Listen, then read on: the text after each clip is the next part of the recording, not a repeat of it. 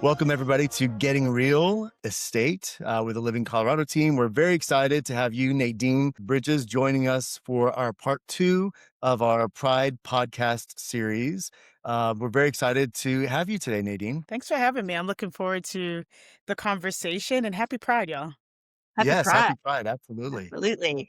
Nadine, I would love to first understand a little bit about you and your history. So, can you walk us through when you had your coming out experience? You were like, I'm good. I know who I am. I know my identity. And walk us through that process. Yeah, it's so interesting. I'm 49 now. I did not come out until I was 30.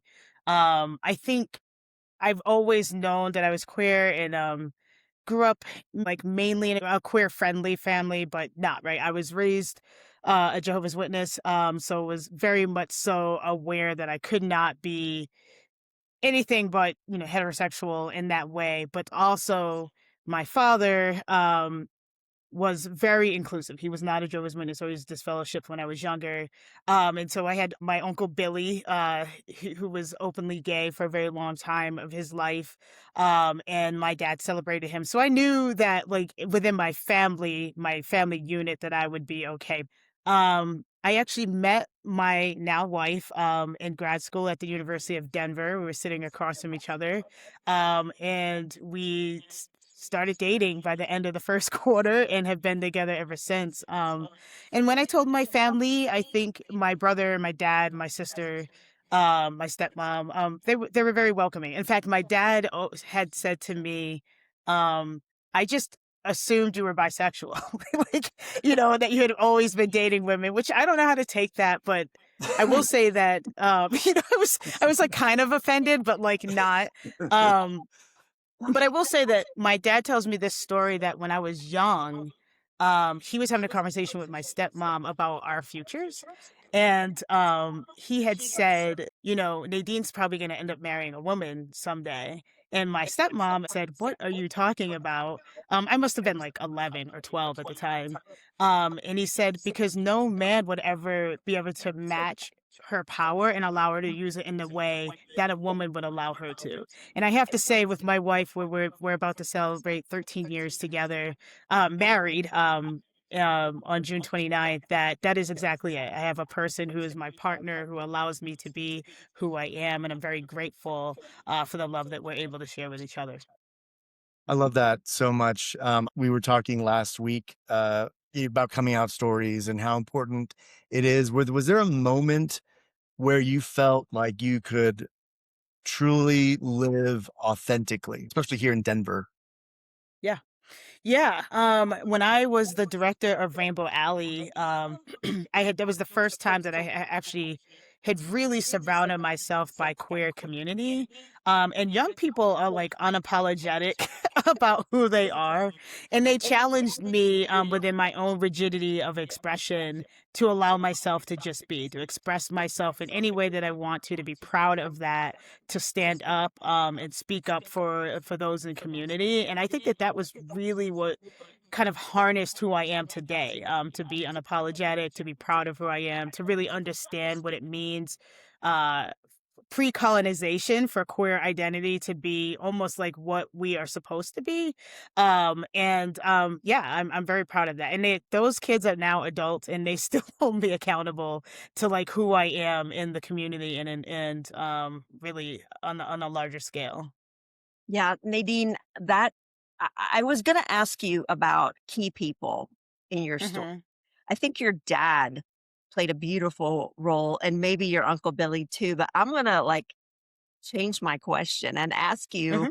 so curious about the religion piece and how your Yeah. church accepted you. I grew up in an extremely religious family and Yeah. I'm so curious how are you received in your church?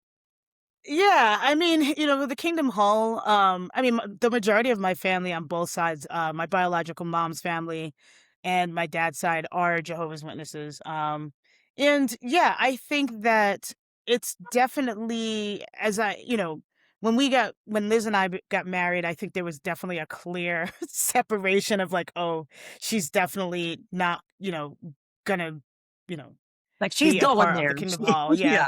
Yeah, and I think that as I've gotten older, there's been, like, some tiptoeing in, of, you know, some of my family members asking about Liz, being more kind about it. I've never felt, like, harmed, but I knew that it was that part of my life with my extended family is not something that I could fully celebrate in the way that I could with, like, my dad, or some of my family members who are not Jehovah's Witnesses. So, it's an interesting dynamic. It's always a little bit of a blind side when my family asks about Liz, like, when I go to visit them and, because it's not something, and Liz and I will be together 18 years in November. Um, and it is, I'd say in the last 4 years where, like, that side of the family has reached out. So it's been interesting. I think, um, it's a tightrope that I walk with my family around that. Yeah, I feel that. My, family's, my mom's from Mexico, very Catholic. My dad's a deacon in the Catholic Church, and the whole reconciliation, right, with you, the higher being of whatever, and who you are authentically, I think, it fuels me, right, for obviously there's some level of faith, but knowing that I am who I am and my family loves me, that's a testament to kind of who we are as people, right? And that we can love Yeah, yeah. who we love. No, I appreciate you saying that. I think it's harder for those folks who have not been raised within any type of religious dynamic to understand, like, because I firmly believe that my family loves me. There's no doubt about that. Some of my uncles are elders. And I never, and I know that, my friends and my wife, they don't understand that side of it. And it is hard to balance that. Like, it's certainly, I would love to have the same dynamic that I see with maybe my cousins, who are married, but I know that this is the way they see the world, and I see the world differently. And I'm very grateful for the world that I'm in. But yeah, it's hard to reconcile, and I love them, and I know that they love me too. Well, I'll tell you what, from your story, and I'm glad that you're in the world where you are too, because a lot of your advocacy work is obviously super important to you know, everybody who's fighting for equality or wants that the equal rights that everyone deserves. You mentioned Rainbow Alley before, but working with LGBTQ youth and the work that you do now, what thread pulled you to the work and the service that you do today? Yeah, it's so funny, right? My undergraduate degree is, I have a BA and a BS in biology with a focus on molecular biology, and a lot of times folks are Wow. like, "What? Like, how did you go from that to social work, to the work that you do now?" And I think, one, I like to joke around and say, um, when I was in undergrad, I studied cells and their environments, and every little change could have a big change to how a cell moves, right? For lack of a better, I've been 20 years out of school, so I'll say it that way, right? But every environment, it can change, an environment can impact you on a cellular level.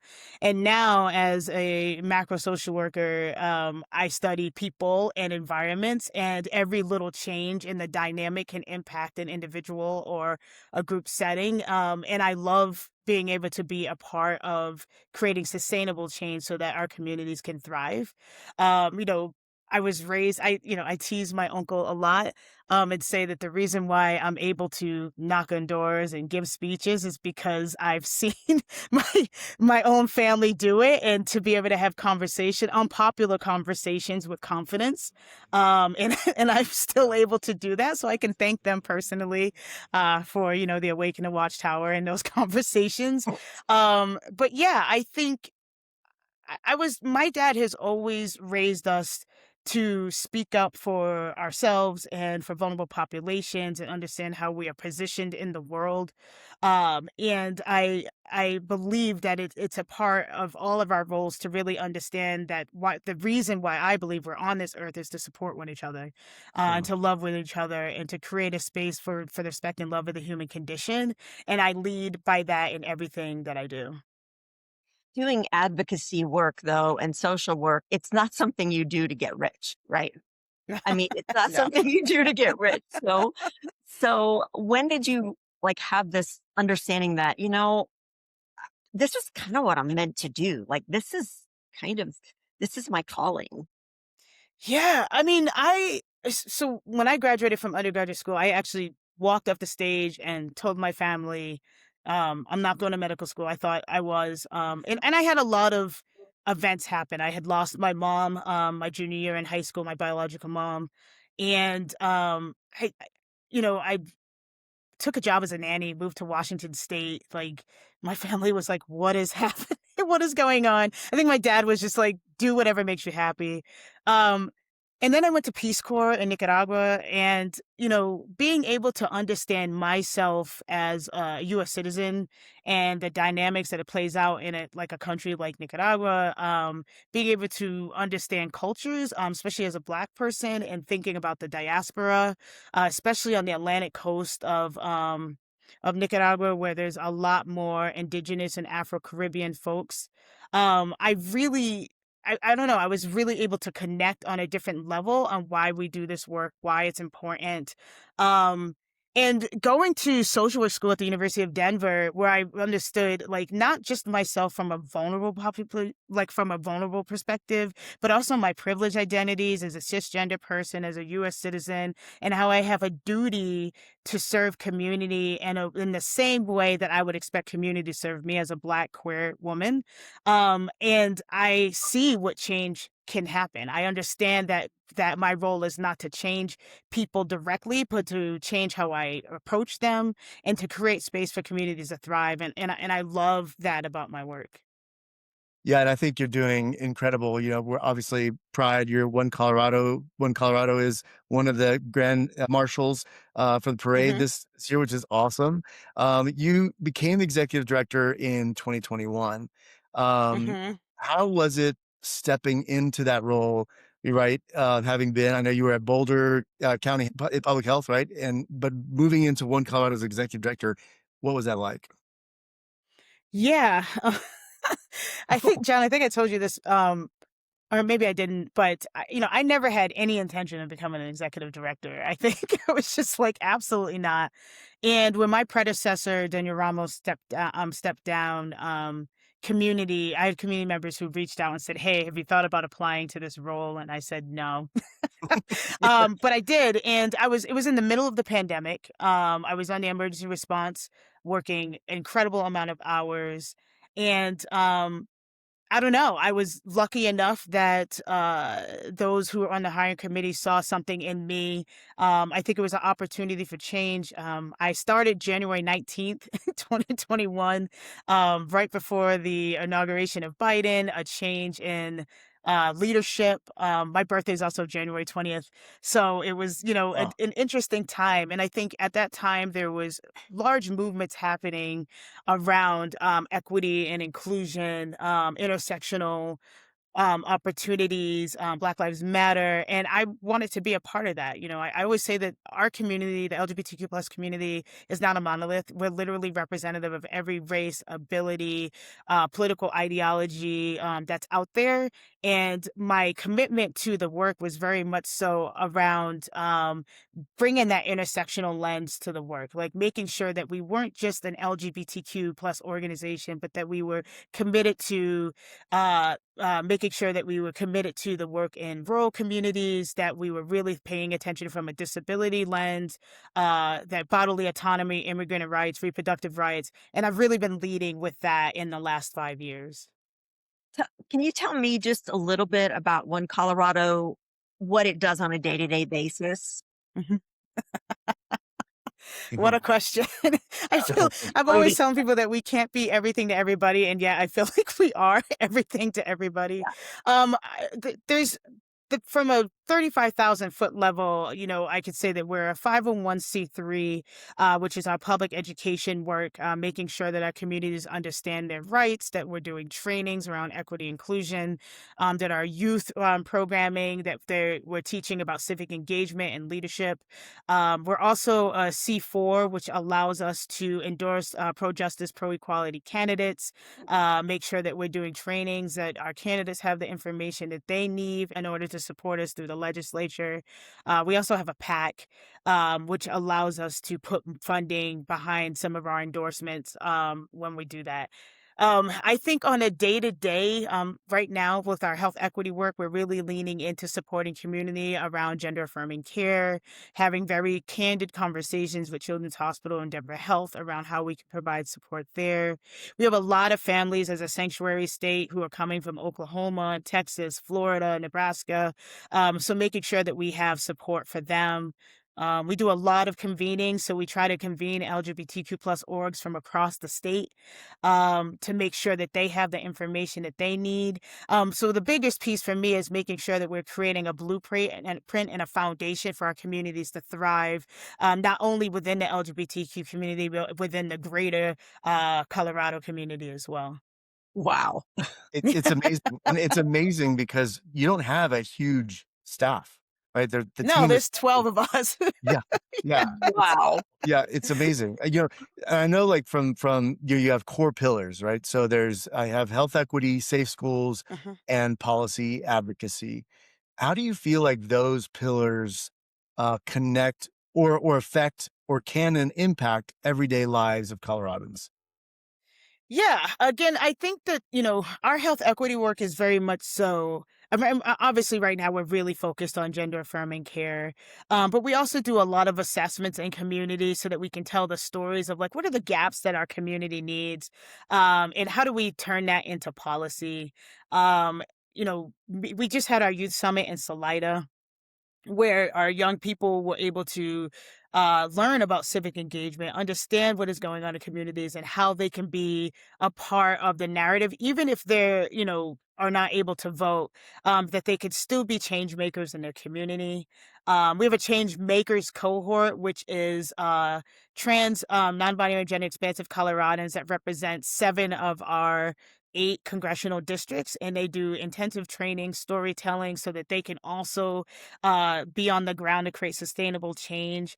So I think it's for me, it's around like advocate, educate, defend, and advance. And we are constantly leading in those areas and training others to lead in those areas as well. Now, the work that you're doing among policy and legislative change is just it's amazing. Is there a specific way that you think that perhaps allies like myself can really come in and support this community with legislative awareness or any policy changes? Yeah, I mean, I think, with what's going on right now in our community, in our nation, especially at the federal level, like what I keep trying to tell all people is that this is not just an attack on trans, it's specifically around trans, non-binary, and gender expansive community members and their families. This is attack on our freedoms, Yeah. right? When you at the federal level or even at the state level think that you as a politician have the right to say how providers are able to give care, how if how federal funds are provided based off of diversity, equity, inclusion, that is actually an impact to everyone.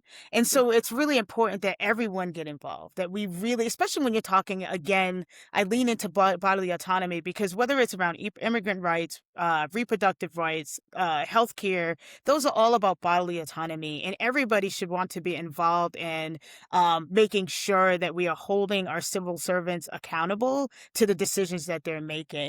And when right now we have these 2 anti-trans measures that are be on the November ballot, and a lot of folks keep asking us about these ballot measures, and what the impact to them is. And I keep saying, especially around the sportsman, who wants a person making assumptions around their children, and whether it's through a cheek swab, which they're saying they're going to do, but ultimately what you're saying is you're going to allow strangers to make decisions about your children, and that could be any child. You don't want that. So as an ally, you want to be involved in it, probably more so than anyone else. Same thing with healthcare. Like, do we really want politicians saying how our providers should be giving care? And that, in hospitals having to make a decision around giving care to everyone rather than, in making decisions of not to give care based off of funding. Like, that should be a concern to everyone, because if they can do it to trans community, LGBTQ plus community, they can make those decisions for women. They can make those decisions for other vulnerable populations, and that is just not what we want as Coloradans, but really nationally. I couldn't agree with you more. I think that, just the awareness, the communication, having people know that story and the reasons why. It's not, maybe they're not motivated by, these specific measures, but when we could be put at risk at any time by people who are closed-minded or have ulterior motives or whatever, it impacts your life, every single day, right? And that's why I think what you're doing and through awareness is so important. But like, we're in Colorado, we're kind of in a bubble, right? But you're right when you look at the federal level, like we see it on the news every day, what can happen, but shifting culture, building awareness, how do you do that? It's not just policy, but how is it that you're communicating that story to people? Yeah, I mean, well, right now it's Pride Month, and we've hit, Yeah. I want to say 28 prides since June 1st, from across the state. And one of the biggest, and that's everywhere from being in to from Durango to Colorado Springs to Longmont to Adams County. And it's really just sharing stories, letting folks know what's going on, telling them how they can be involved. I think it's really, really important to do that. Getting people to share, their connections around the dignity and worth of a person. We do trainings all over the state, again, trying to make sure that folks have the right information. I think it's really important to be collective. So working with immigrant rights organizations like Remain and CIRC, and reproductive organizations like Planned Parenthood Rocky Mountain, Cobalt, Color, really just making sure that we're being intentional. There's great organizations like Black Pride, and we just want to make sure that we're leaning in the best way we can, and that we're collectively moving together. We don't all have to be moving exactly the same way, but when we're talking about freedom and liberation, in which I believe Coloradans really believe in, that we have a part of the story, and we could be connected to advance in this movement. I agree 100%. I'm lucky enough to have several of those letters represented in my own personal family. And I'm curious to ask about trans rights and gender Mhm. affirming care. Do you Yeah. think that's the most critical fight right now? Or do you think there's another fight that really needs more attention right now? No, that this is critical. I think, I'd like to say to folks with these two ballot measures, and what let's be clear what they did, right? Like, they circumvented the legislative process. And this is happening a lot on like in conservative circles, where they're moving directly to putting things into, or getting signature collection, so that they can put kind of unsavory ideas onto the ballot. And I'm all about like letting the people make decisions, but they're not doing this because they care for young people. Their whole thing is protect kids Colorado, but you cannot protect kids and discriminate against kids in the same breath. That is not protecting kids. That is protecting your specific idea of what you want to control when it comes to bringing up a young person. And that's just not okay. And so, what I've been saying to folks is, we are like, I believe that Colorado is the last domino. And if this domino falls in the way that they hope it will, it just sets up a standard and how to do this across the nation, right? So we want to be speaking up and fighting for democracy. We want to make sure that we're fighting for equity, and stopping these measures will demonstrate to the greater nation that Colorado is not a place where we're going to allow these type of oppressive, kind of negative narratives to be, at the forefront of of like this greater intentionality of taking over a state like Colorado. Yeah, I agree. I moved here from Texas and talk about, an environment that is definitely anti-equality. One of the Yeah. big reasons we moved to Colorado and Denver in particular was because, you know, um, we felt like it was going to be a better place to raise our son, right? For him to have diverse friend groups, it's everything that we love about Colorado. And I think last week we talked to Justin Gregory about living in Denver as a queer person, and it's shocking that we have to kind of have these ballot measures on in November coming up, and I hope that our reason to move here was because people are pro equality. Hopefully, they get turned down by the voters. Do people not know that these things are happening, or what is it really like for the people in Denver? What's your take on the lifestyle that we have here and people actually getting out to fight for equality? Yeah, I think that people are certainly surprised, and this isn't all within the community and outside of the community that this is happening. So we certainly have a lot of work to do around public education. Like we keep saying we have to educate about 1.5 million voters so that they fully understand what is happening. But I think, Denver in particular, but not just Denver, there are a lot of places across the state where there's just courageous, powerful LGBTQ community members. But in Denver, we have places like Cap Hill that's still like old school Yeah, LGBTQ plus community. But even like where I live, which is often East Coast Colfax, I see all the flags all over the place. But I think that we have a duty to be aware of what's going on in our state and in Denver. So I'd say like with the primaries are coming up June 30th.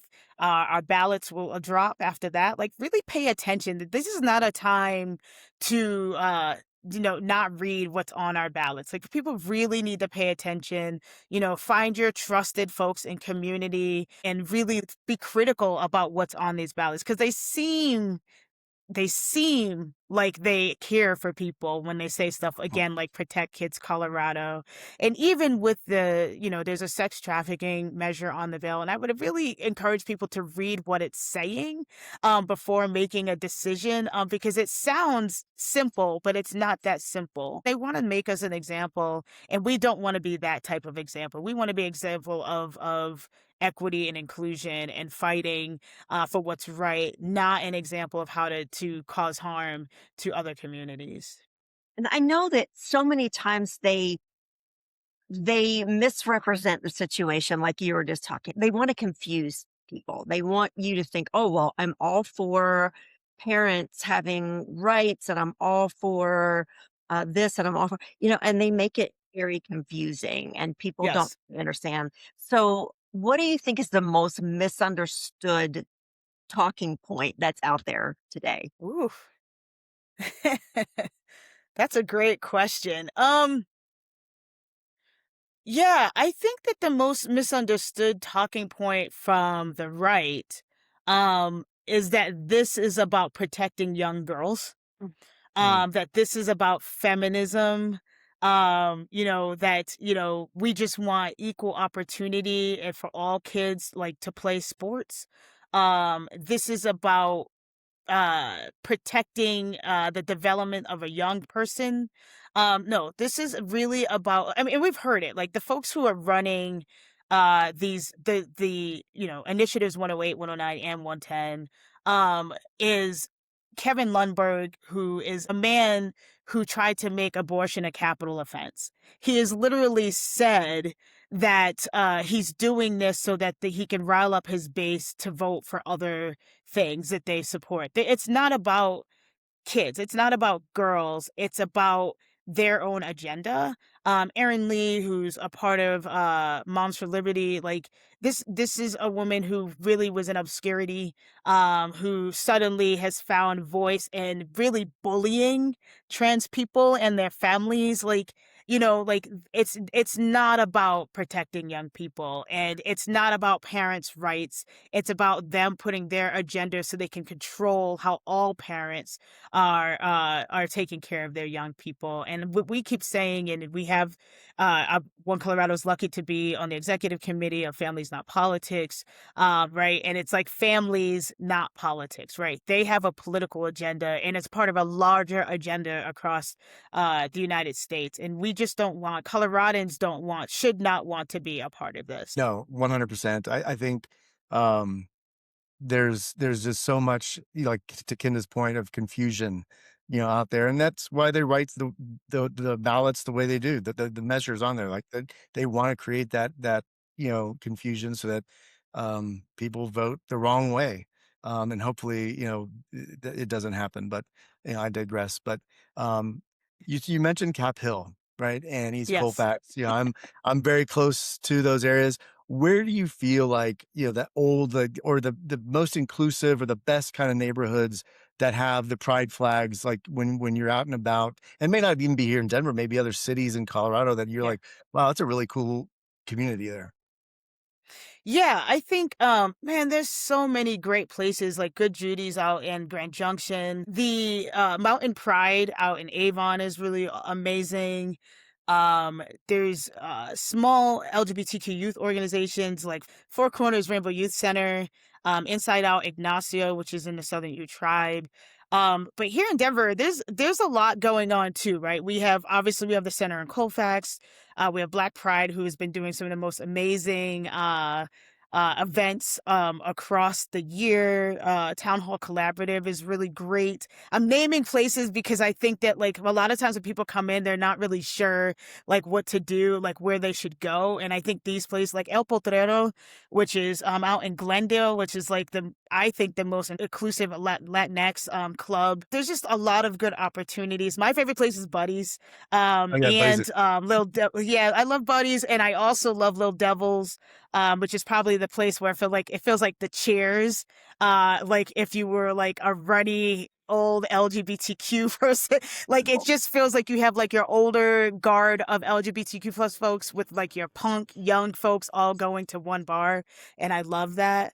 Yeah. I don't know if there's an actual neighborhood anymore, but maybe it's just because I like hang out at well, first of all, I'm working like all the time. So really I'm trying to like just like rest. So I could think about places like Champagne Tiger if I want like a good place that inclusive and good food.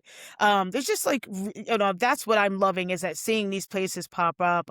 99ers, which I think is, although they say it's a women's bar, it's like, I don't know. Every time I go there, it's like 99.9% lesbians and non-binary humans and maybe a couple of straight folks. But I just think that there's people are leading the charge, and I'm really proud of that. I want to give a shout out to Inside Out Youth Services in Colorado Springs, which is really just doing phenomenal work for our young people, and leading the charge and accountability, especially at the local level, and making sure that the right people are serving on our school boards.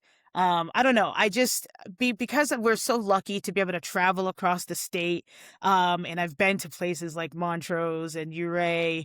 What I see is proud LGBTQ plus folks and allies who are willing to say that we're not going to stand for this type of harassment and harm, but we're going to show what pride looks like. And I'm always just amazed by that, and I carry it so close to my heart. It gives me energy. Uh, And we'll try to link some of those in the notes below, because I think that's great for people who are moving here from maybe states that are maybe not as progressive as Colorado. So I want us to end on a positive note. This has been yeah. heavy at time. Like it's a hard work that you do. But what can you point to right now that's giving you hope, that's giving you a feeling of just joy in the community right now? Oh yeah. Man, there's so much. I think I had the pleasure of meeting with some mama bears and advocates last week, That's great. and just being able to hear their stories and their fight and their drive Our young people are amazing. They are not going back in the closet, y'all. So like you can Yeah. try, but they're just not. Like they were born to be like out and proud and, and they're going to continue to be that way. Um, I want to say like I just had the pleasure of meeting John just a couple of weeks ago in person and hearing his story and to have like a loving queer family just creating space for happiness for their son and themselves. Like that to me like gives me so much joy. I mean, our we're living to like, our messaging right now is trans joy lives here. And we have some great products out right now around just celebrating that. And that's it, right? Like our community is not just about like this hatred that's out there, Kenda, as you were saying, but like there's so much joy, there's so much pride, there's so much leadership in our faith communities.